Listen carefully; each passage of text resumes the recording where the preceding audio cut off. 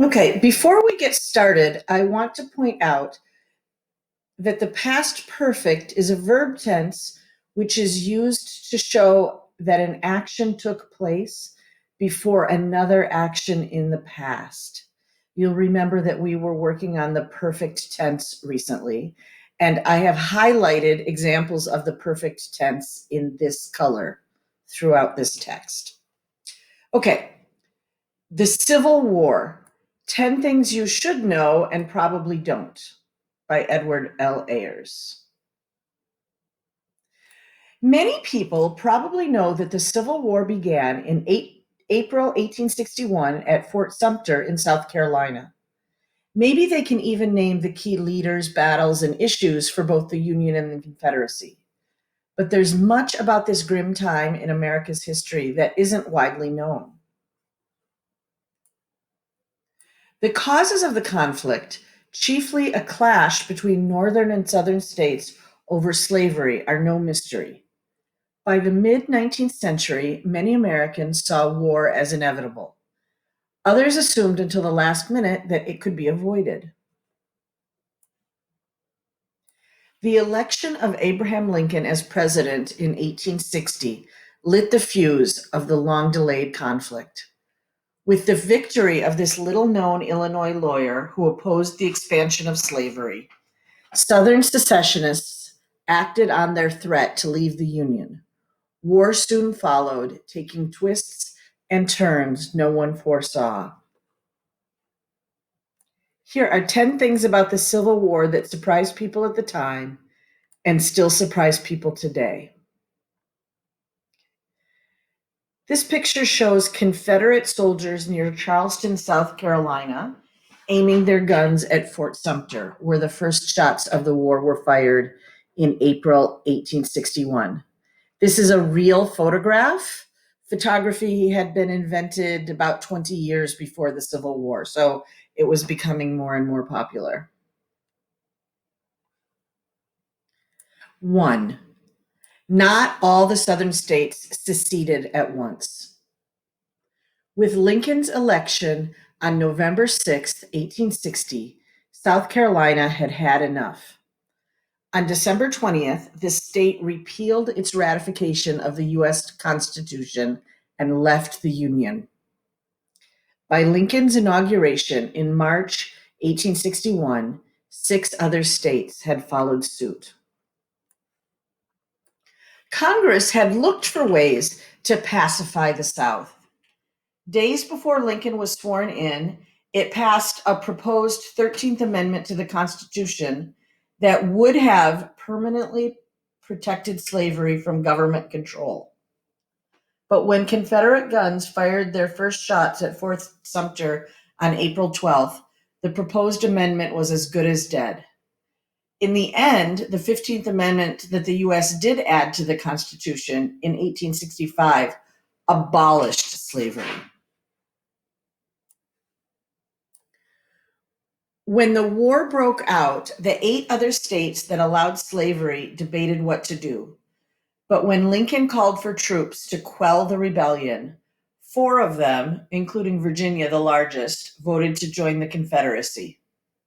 The others, the border states of Maryland, Delaware, Kentucky, and Missouri, remained in the Union.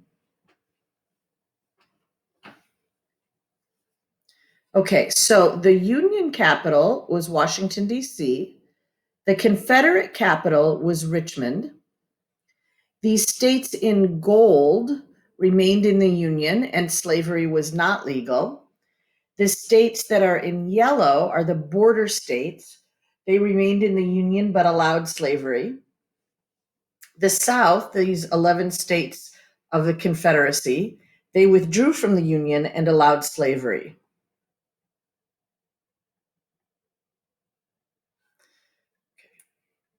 Some Americans had mixed loyalties to North and South. The Confederacy's most important leaders had held major roles in the Union before the war.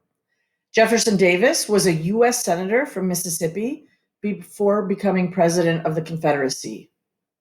President Lincoln offered Robert E. Lee command of Union forces shortly before Lee declared his loyalty to his home state of Virginia and took command of the Confederate Army. Many officers on both sides, including Lee, had gone to West Point, the top military academy in the U.S. Very little about the war played out as expected. Once war came, Northerners and Southerners thought that it would be short. But the first Battle of Bull Run in Virginia in July 1861 was a shock, especially for the defeated Union soldiers who had expected to win quickly and go home.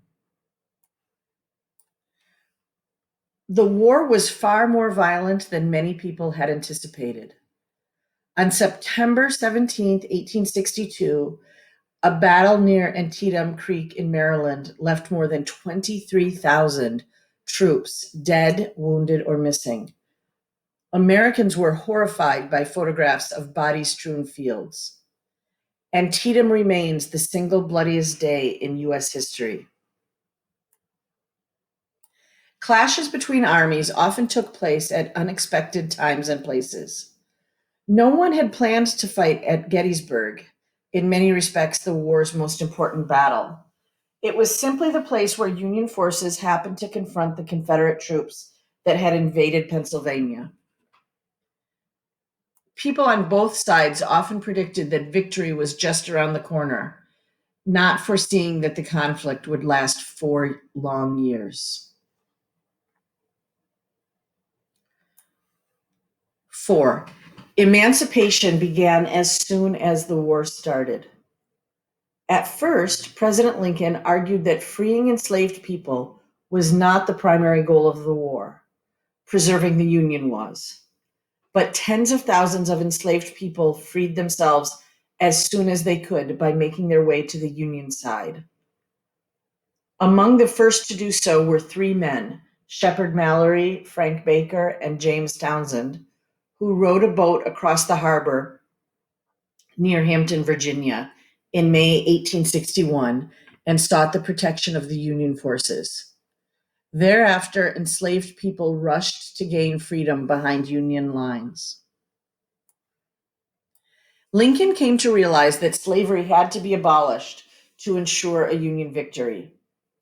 The millions of enslaved people working on plantations enabled the South to put nearly all its able-bodied white men on the battlefield. Anti-slavery leaders like Frederick Douglass, a noted Black writer, also argued that the war must confront the issue of slavery to justify all the suffering and death it was causing. Lincoln's Emancipation Proclamation, issued in January 1863, freed very few enslaved people at first. The proclamation applied only to the 11 states that had seceded, not to the border states or areas in the South then under federal control. The document's real power was symbolic, as it set the nation on the path to abolishing slavery completely. Now, this is a picture of Abraham Lincoln at Antietam, the site of the bloodiest battle on U.S. soil. The battle was in September 1862. This picture was taken at the beginning of October, so he was visiting about 2 weeks after the battle. Notice how tall he is compared to other men. 5. Far more men died of disease than in battle. Measles, mumps, and diarrhea, ailments that are easily treatable or vaccinated against today, were among the biggest killers in the war. Because so little was known about germs then, unsanitary conditions turned army and prison camps into breeding grounds for infection and disease. More than 600,000 people died in the Civil War, the equivalent of 6 million people today as a share of the population. About 2/3 of the deaths resulted from disease. Young people were swept up in the war. In both the North and the South, girls and boys gathered supplies for the soldiers in the field.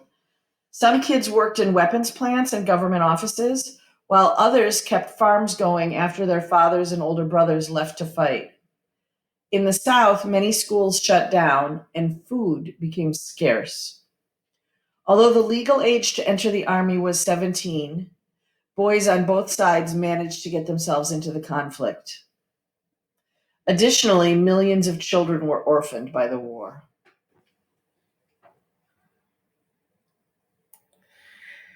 As many as 200,000 Black people fought for the Union. Black people had wanted to fight early on, but the Union accepted them only when it needed more troops, 2 years after the war started. African American soldiers distinguished themselves in one battle after another, even winning the Medal of Honor. Not surprisingly, few people fought for the Confederacy, and those that fought, it was usually against their will. Here's a picture of Black soldiers at Port Hudson, Louisiana. Black regiments fought mostly on the Union side during the war.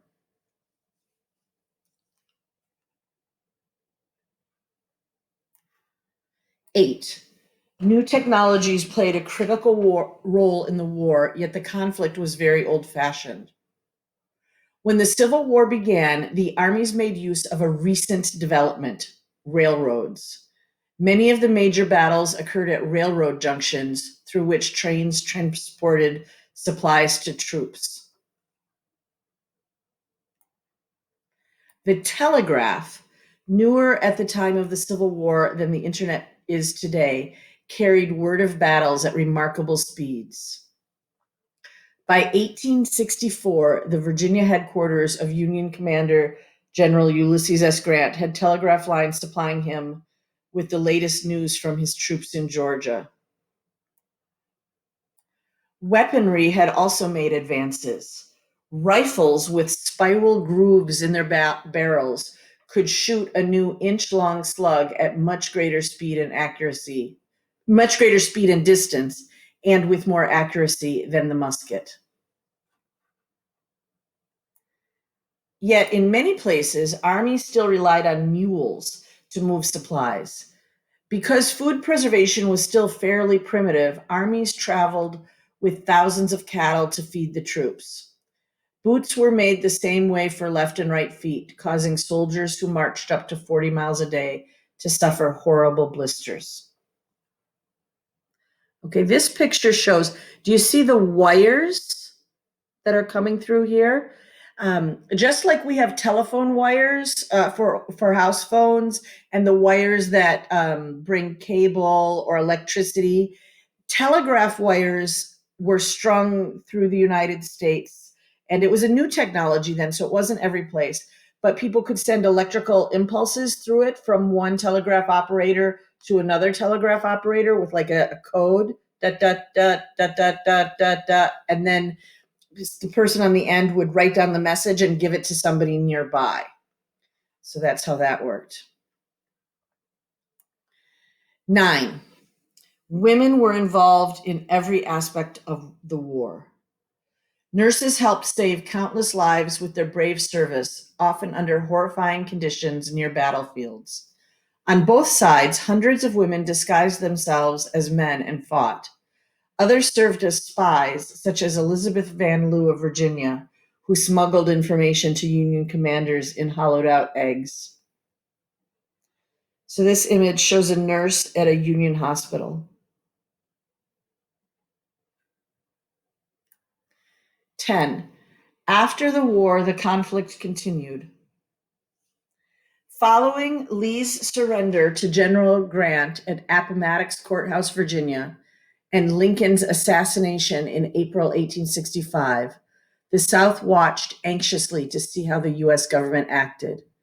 When they were not severely punished, Southerners pushed to regain as much power over formerly enslaved people as possible. Radical Republicans in Congress responded with Reconstruction, which put Southern states under U.S. military control. In 1868, the 14th Amendment guaranteed citizenship and equal protection of the law to anyone born in the U.S. In 1870, the 15th Amendment was ratified, ensuring that no male could be refused the right to vote based on his race or prior enslavement. Some Black men, including those who had been enslaved, were elected to Congress during that time. But after Reconstruction ended in 1877, Southern states enacted laws denying rights to Black people.